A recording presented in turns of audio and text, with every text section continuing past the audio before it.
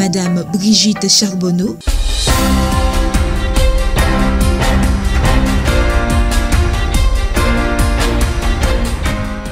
Présidente de l'association sportive culturelle laïcienne à Saint-Ly-la-Forêt, nous parle des activités de son association sur le plateau des associations sur UGF TV. Effectivement, aujourd'hui, nous avons une association sur Saint-Ly-la-Forêt qui a été créée dans les années 90. Moi-même, je suis donc Brigitte Charbonneau, présidente de cette association. Et je suis présidente depuis une dizaine d'années. Avant, j'étais donc trésorière également de cette association.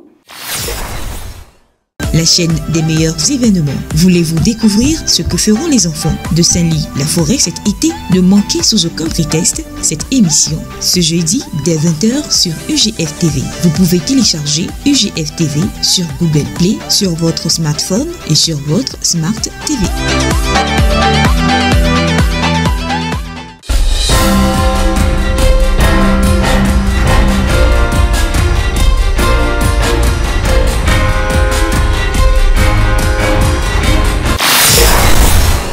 Mesdames, Mesdemoiselles, Messieurs, bonsoir et bienvenue. Vous êtes sur UGF TV, la chaîne des meilleurs événements. Donc aujourd'hui, nous recevons Madame la Présidente de l'association sportive culturelle laïcienne dans le cadre du plateau des associations, une émission qui est dédiée aux associations sur cette chaîne pour nous parler de leurs activités. Donc Madame Charbonneau, bonsoir et bienvenue, Madame la Présidente. Merci d'avoir accepté notre invitation et encore une fois, merci infiniment de venir vous exprimer un petit peu ici sur le plateau. Donc je vais vous demander tout tranquillement de vous présenter aux téléspectateurs et de présenter aussi votre association. D'accord. Écoutez, merci beaucoup. Déjà, je tenais tout d'abord à vous remercier de votre invitation parce que effectivement, je ne connaissais pas UGF TV. Effectivement, aujourd'hui, nous avons une association sur Saint-Ly-la-Forêt qui a été créée dans les années 90. Moi-même, je suis donc Brigitte Charbonneau, présidente de cette association et je suis présidente depuis une dizaine d'années. Avant, j'étais donc trésorière également de cette association. Cette association, elle a été créée dans les années 90, comme je vous le disais, par donc des membres bénévoles, des parents qui souhaitaient effectivement créer cette association pour faire bénéficier des enfants qui étaient sur Saint-Lyé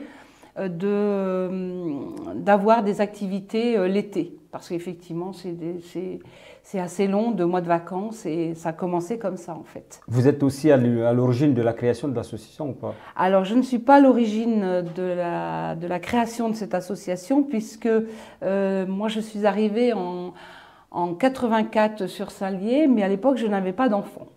Donc après, effectivement, nous avons eu 2 filles. Et bien, on était très heureux effectivement que cette association puisse exister pour que effectivement nos enfants puissent bénéficier de ces activités énormes qui ont été préparées sur cette association. Donc en fait, vous n'êtes pas native de Saint-Lyé? Alors je ne suis pas native de Saint-Lyé, non, effectivement.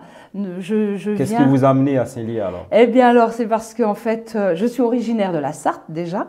Et que nous avons trouvé un travail sur Orléans. Et donc c'est comme ça qu'on est arrivé sur Saint-Lyé. On cherchait effectivement un endroit calme. Et en fait, on s'est trouvé à passer sur Saint-Lyé. Et nous avons vu effectivement une maison à vendre et qui nous a permis effectivement de nous installer. Et en fait, c'est un petit village qui, à l'époque, donc, faisait moins de 1000 habitants. Ce qu'il faut savoir, c'est qu'aujourd'hui, on est dans les 1100, 1200 habitants. Voilà. Et si je vous demandais dans la continuité de situer Saint-Lyé sur la carte de France? Oui, nous sommes donc au nord et nous sommes tout proches de Neuville-aux-Bois. Et puis à côté, bon, effectivement, il y a des petits villages aussi comme Villeroy, comme...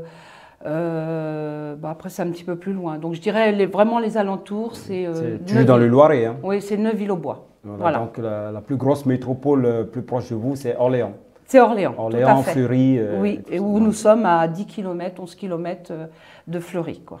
Okay. Voilà. Bon, pour nous recentrer un petit peu sur l'association, c'est vrai qu'elle mène pas mal d'actions. Est-ce qu'on peut avoir très précisément les actions qui sont ponctuées par cette association? Alors, effectivement, nous fonctionnons que sur le mois de juillet. Donc, on fait un centre de loisirs qui est très, très complet, je dirais, parce que chaque semaine, nous organisons une sortie minimum. Nous organisons un séjour de vacances sur une semaine tous les ans, donc sur des lieux différents. Ces lieux, on les choisit en fonction effectivement de nos souhaits, c'est-à-dire que ce n'est jamais en toile de tente.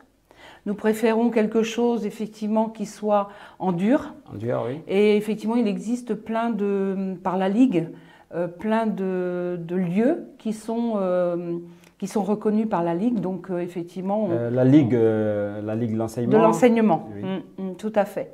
Donc, on choisit effectivement des lieux tous les ans différents. Alors, on choisit effectivement aussi, pour faire découvrir aux enfants, soit on leur dit on va faire une sortie cette année en séjour de vacances par le train ou par le bus. Mais au moins, parfois, effectivement, les enfants n'ont jamais connu des départs en train. Et donc, ils sont ravis de connaître ce genre de situation, en fait. Donc, quels sont vraiment les objectifs de l'association, en fait? Alors, les objectifs de l'association, c'est effectivement de faire ce centre de loisirs l'été. Parce qu'effectivement, on estime que sur 2 mois de vacances, les enfants ont besoin de faire autre chose que d'être toujours sur les jeux vidéo ou devant la télé, ou, enfin bon voilà, ce genre de truc. Mais sinon, on essaie effectivement que ce centre soit quelque chose qui soit très alors constructif, culturel, parce que effectivement, par exemple cette année, les enfants vont faire une visite de la fromagerie, par exemple. Donc c'est où ça? C'est dans quel département? C'est dans le Loiret? Non, ça sera pendant le séjour de vacances qui va se dérouler dans le Doubs, donc le département 25. À quelle période très précisément? Alors, ils partent du 11 juillet au 16 juillet. Donc là, ils vont partir en bus. Et effectivement, sur cette semaine-là, les enfants vont participer à beaucoup d'activités, c'est-à-dire catamaran, tir à l'arc. Ils vont faire aussi… il n'y a pas de l'escalade cette année. Il y a plein d'activités, effectivement. Oui. Plein d'activités en cours. Donc, le centre, en fait, ou l'association fonctionne essentiellement que sur le mois de juillet à l'année. Oui. Donc, le reste du temps, qu'est-ce qu'elle fait, l'association? Alors, l'association, le reste du temps, effectivement, il faut qu'on récolte quelques fonds pour qu'effectivement, les enfants puissent bénéficier de ce séjour de vacances en toute sérénité. Et donc, on fait des petites activités. Laquelle? Alors, genre, on fait la galette en début d'année. On fait une soirée bretonne qui est organisée. Donc là, cette année, on n'a pas pu, effectivement, avec la crise sanitaire. Mais on fait une soirée bretonne où on se retrouve comme au restaurant. Ah oui. Et les gens, les personnes viennent chercher leur galette. Et puis après cela, si les gens veulent rester pour faire des jeux entre eux, eh bien écoutez, on fait comme dans un bar-café, on dirait. Et que effectivement, les gens peuvent jouer aux cartes, enfin se divertir comme ça. Ensuite, ce que l'on fait, qui est très très apprécié aussi des laïciens, c'est la chasse aux œufs à Pâques. Donc là, effectivement, on peut pas dire qu'effectivement ce soit quelque chose qui nous rapporte, mais on le fait pas dans ce but-là, on le fait dans le but de satisfaire les enfants. C'est-à-dire qu'ils sont heureux effectivement d'aller récolter des bouchons dans la forêt, parce qu'on a cette chance d'être également auprès de la forêt. Et donc ils vont chercher les bouchons et après ils sont récompensés par des chocolats.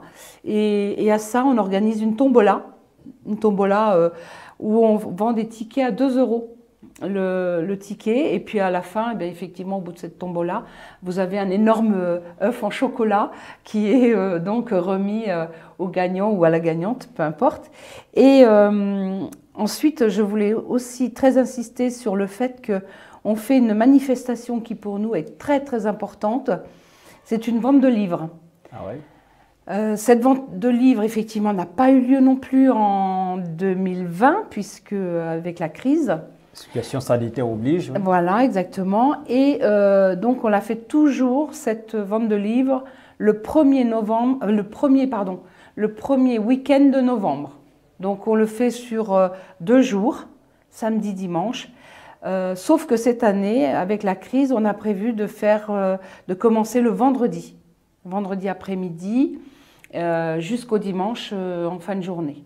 Donc cette vente de livres, en fait, on a la chance effectivement, j'ai la chance, parce que c'est grâce à mon mari si on a pu créer cette vente de livres, parce qu'en fait, il travaillait dans un entrepôt de livres. Et donc, on a eu la chance et la confiance de son employeur de pouvoir faire cette vente de livres. Et cette vente de livres, après, donc effectivement, il y a énormément de références puisqu'on a plus de 2000 références. Et donc, ça permet effectivement, en faisant cette vente de livres à cette époque, de faire des cadeaux pour Noël. Ah ouais. Parce qu'effectivement, Noël est très proche derrière. Oui. Et donc voilà, nous, ça, c'est très important pour nous, cette vente de livres. À vous écouter, la crise sanitaire a fortement imputé vos activités. Donc, financièrement, comment l'association peut vivre ça date depuis l'année dernière, hein, oui, on est dans la 2e année quasiment. Oui, donc, quel est le manque à gagner? Comment on comble ça Alors, dans ce contexte? Effectivement, on peut s'imaginer que c'est très difficile, comme beaucoup d'autres, et que, encore une fois, on a la chance d'avoir eu des aides. Lesquelles? Alors, par l'État. Ah, oui. Des aides par l'État. Et en plus, on a aussi une subvention de la mairie. Bon, ça, c'est tous les ans. De la mairie de Saint-Lié? De la mairie de Saint-Lié-la-Forêt, oui. Et nous avons aussi une subvention par la communauté de communes, justement, qui est basée à Neuville-aux-Bois. OK. Voilà. Donc, à l'approche de l'été, tel qu'on est quasiment là, comment on prépare les activités de juillet prochain dans ce contexte? Alors, effectivement, cette crise sanitaire nous amène à bien réfléchir sur notre projet, enfin notre organisation pour ce centre de loisirs de 2021. Effectivement, nous avons déjà beaucoup avancé sur ce que nous allons faire, proposer. En fait, quand on commence à faire cette préparation de centre de loisirs, on fait comme on ignore cette crise sanitaire en fait au départ. Okay. Au départ. Oui, on fait comme si ça allait se passer normalement, comme avant en fait, comme avant 2020. Comme avant. Voilà. Sachant que on sait très bien que derrière, nous allons devoir appliquer les protocoles sanitaires comme nous l'avons fait l'année dernière et sur laquelle ça s'est très très bien passé. Mais effectivement, il faut être très prudent effectivement à ces protocoles qu'il faut bien respecter, il faut être très bien au courant. Donc effectivement, les personnes que nous prenons effectivement pour l'organisation de ce centre de loisirs, ce sont des personnes qui connaissent déjà les protocoles, qui ont déjà, ils sont déjà dans l'animation, donc ils connaissent aussi comment il faut réagir par rapport aux enfants, le respect, le lavage des mains, enfin tout le protocole, et ça c'est mis en place, je dirais, par les animateurs, par le directeur du centre, qui est déjà, je dirais, au top. Mais si parmi tout ce qu'on vient de citer, parmi toutes vos activités que vous mettez en place à l'année, s'il y avait une à ressortir, une phare à ressortir sur 12 mois, laquelle vous prend plus de temps, laquelle est la plus prisée au sein de l'association? Alors c'est surtout l'organisation du centre de loisirs qui est très prenante. parce qu'effectivement, il y a plein de choses en amont à travailler. Et puis effectivement, ça ne se fait pas comme ça du jour au lendemain, puisque, comme je le disais tout à l'heure, on a des sorties une fois par semaine. On a des intervenants, effectivement, aussi qui viennent sur le centre de loisirs de Saint-Lié-la-Forêt. Là, pour vous dire, pour cette année, en 2021, il y a 3 intervenants qui vont venir sur le centre de loisirs. Donc il y a ça, il y a des sorties au cirque Paradiso, il y a des sorties piscine, il y a des sorties à l'Odyssée de Chartres, donc il y a tout un contexte par semaine qu'il faut organiser et qu'il faut suivre aussi, parce que tout ça, il faut s'occuper des bus, enfin, il y a beaucoup de choses à mettre en place. Donc effectivement, ça nous prend beaucoup de temps. Et vu que l'association n'a pas des salariés à plein temps en tant que telle, puisqu'elle fonctionne de façon séquentielle, oui. Donc elle est reposée essentiellement sur les bénévoles. Alors, nous, effectivement, dans le bureau, nous sommes 13-14 bénévoles, en fait, avec, bon, effectivement, la présidente, qui est moi, oui. une trésorière, une secrétaire, et puis après, il y a d'autres bénévoles qui s'occupent de petites, enfin, je veux dire, genre réserver effectivement les bus, réserver la piscine, réserver les activités, afin que, parce qu'effectivement, quand le directeur arrive sur le centre, il sait déjà effectivement quel planning il aura à faire et à organiser aussi, parce qu'effectivement, nous, on engage, mais derrière, il y a quand même le suivi par le directeur. Okay. Voilà. Les enfants accueillis sont essentiellement de Saint-Lié, ou il y a des communes avoisinantes qui peuvent venir inscrire les enfants au sein du centre? Oui, alors tout le monde effectivement pourrait venir s'inscrire au centre, sauf qu'effectivement au niveau tarif, nous avons des tarifs différents, puisque nous avons des tarifs CCF. C'est-à-dire que si les personnes qui se trouvent autour de Saint-Lié-la-Forêt et qui font partie de la communauté de communes, je pense notamment à Neuville-aux-Bois, à Villeroy, ces enfants-là bénéficient du tarif de Saint-Lié. D'accord ? Par contre, on peut effectivement accepter des enfants hors commune, et là, par contre, le tarif est un peu plus élevé. Plein pot, quoi. Comment ? Plein pot. Plein pot, voilà, plein pot. Okay. Voilà, c'est ça. Donc, où se passe le centre de loisirs? C'est vrai que vous m'avez dit que le centre ouvrait simplement, uniquement au mois de juillet. Donc, on suppose qu'il n'y a pas de bâtiment à l'année.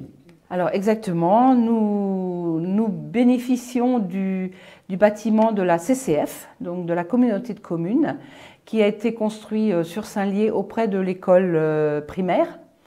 Donc on bénéficie de ce local et par exemple pour la crise sanitaire de l'année dernière, comme il y avait des protocoles à respecter, des groupes, nous avons aussi bénéficié de l'école où nous avons récupéré une salle de classe qui nous a permis effectivement de faire des groupes différents et de bien respecter le protocole sanitaire. Voilà. Donc à vous entendre, c'est à croire que vous êtes la seule association sur Saint-Lié-la-Forêt? Alors, nous ne sommes pas la seule association, puisqu'il y a une autre association au niveau du périscolaire. Mais en fait, nous, on fonctionne vraiment qu'en juillet. Et puis, c'est notre choix, en fait. Parce que depuis la création, depuis que la personne qui avait créé cette association, je vous dis dans les années 90, à l'époque, elle était la seule à avoir créé cette association. Et elle l'a créée donc pour le mois de juillet. Et nous avons toujours souhaité respecter cette volonté. Il Voilà. n'y a pas eu une volonté de changement au sein du conseil d'administration actuel? Non, pas du tout.